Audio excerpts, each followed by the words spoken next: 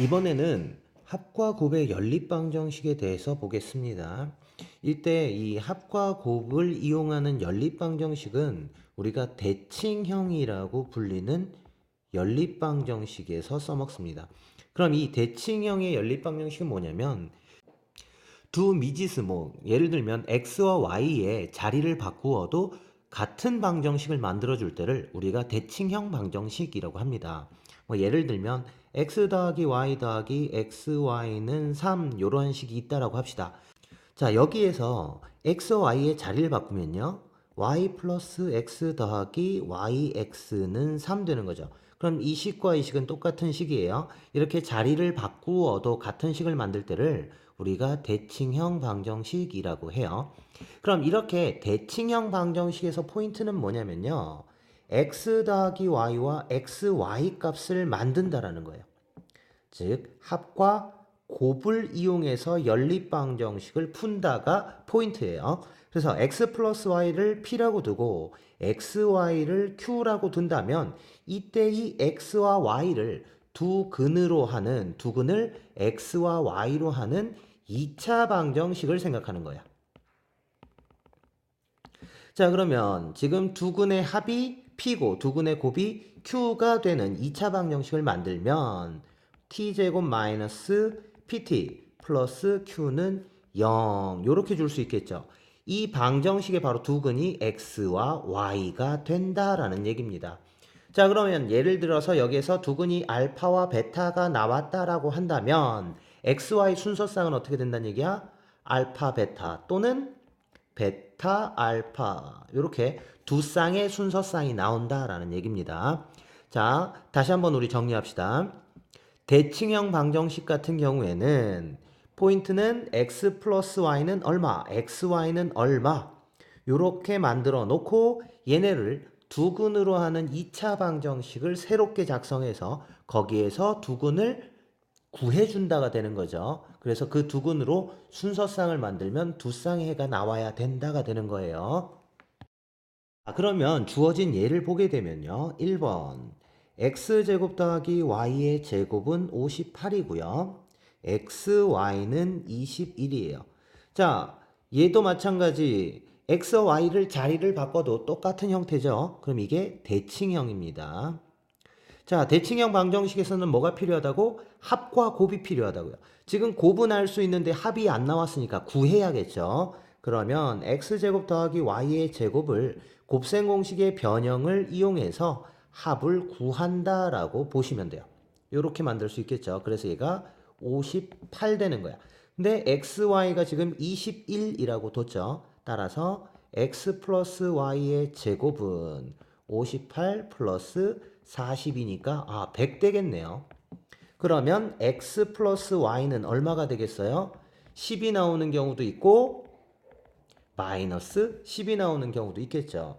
그러면 첫 번째 x 플러스 y는 10과 xy는 21을 연립하는 경우와 두 번째 x 플러스 y는 마이너스 10과 xy는 21 요걸 연립해주는 두 가지 형태에서 봐야 돼요. 자, 그러면 첫 번째 계산을 한번 해볼게요. 자, 첫 번째 식 x 플러스 y는 10 그러니까 합이 10이고 xy는 21 곱이 21인 2차 방정식을 만듭시다. 그럼 t제곱 마이너스 10t 플러스 21은 0. 자, 요거 인수분해해서 t 마이너스 7과 t 마이너스 3은 0 나오는 거죠. 따라서 두 근이 3과 7이 됨을 알 수 있어요. 자, 그러면 3과 7이 두 근이란 얘기는 이것이 x, y 값이 된다는 얘기죠. 자, 그러면 x가 3이면 y는 7이 된다는 얘기고요. x가 7이면 y는 3이다. 이렇게 두 쌍의 해를 구할 수 있겠죠. 자, 그럼 두 번째는 어때요? 똑같아요. 합이 마이너스 10이고 곱이 21이니까요. t제곱 플러스 10t 플러스 21은 0 줄 수 있겠죠. 자, 그럼 얘는 t 플러스 3과 t 플러스 7은 0이니까요. 따라서 여기에 두 근은 마이너스 3, 마이너스 7 이렇게 들어가겠죠. 그러면 x가 마이너스 3이면 y는 마이너스 7인 거고 x가 마이너스 7이면 y는 마이너스 3이 된다. 또 두 쌍의 해가 나오겠죠. 자, 그래서 전체 해는 이렇게 네 쌍이 돼야 된다라는 얘기예요. 자, 대칭형 방정식은 뭐? x 더하기 y, xy. 그러니까 두근의 합과 두근의 곱 형태를 만들어주는 게 중요한 거죠. 자, 두 번째 문제를 볼게요. 두 번째 문제는 x 더하기 y 더하기 z는 1과 xy 더하기 yz 더하기 zx는 마이너스 1. 자, 이러한 연립방정식인데 이 연립방정식이 무엇을 갖재요? 실근을 갖기 위한 x값의 범위를 구하래. 실근을 가져야 되는 x값의 범위예요. 자, 그런데 얘네들도 보면 우리가 대칭형 방정식처럼 계산을 할 수 있어야 돼요. 그래서 두근의 합 모양과 곱 모양을 만들어서 이 새로운 2차 방정식에서 생각을 하자라는 얘기입니다. 그런데 x값의 범위를 구하는 거죠. 그래서 x를 개수로 하는 2차 방정식을 만든다라고 생각하시면 돼요. 자, 그럼 여기 첫 번째에서 y 더하기 z, y와 z를 두근으로 하는 두근의 합을 구하면 이라고 보시면 되는 거예요. 자, 그럼 y 플러스 z를 1-x로 두자라는 얘기야. 그럼 이제 yz 값이 필요한 거죠. yz 값. 자, 그럼 이 yz 값을 구하기 위해서 여기식은 이제 변형이 좀 필요하겠죠. 계산이 좀 필요한데 두 번째식.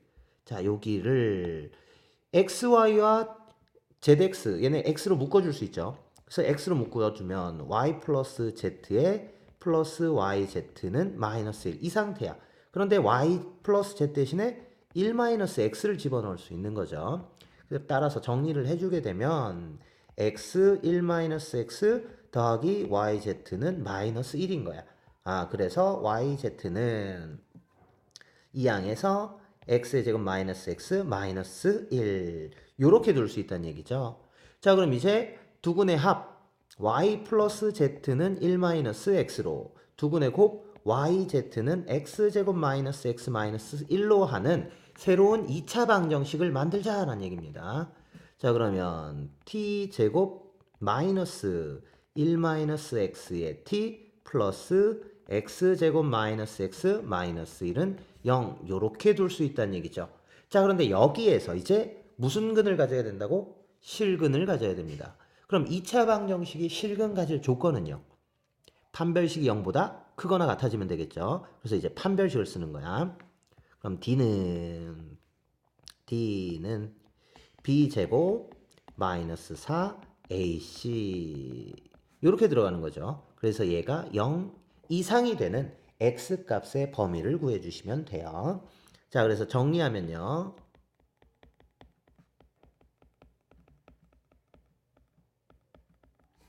자, 그래서 마이너스 3x의 제곱 플러스 2x 플러스 5고요. 얘 인수분해 하게 되면 마이너스에 3x 마이너스 5 x 플러스 1 이렇게 나와요. 그래서 얘가 0 이상이 되도록.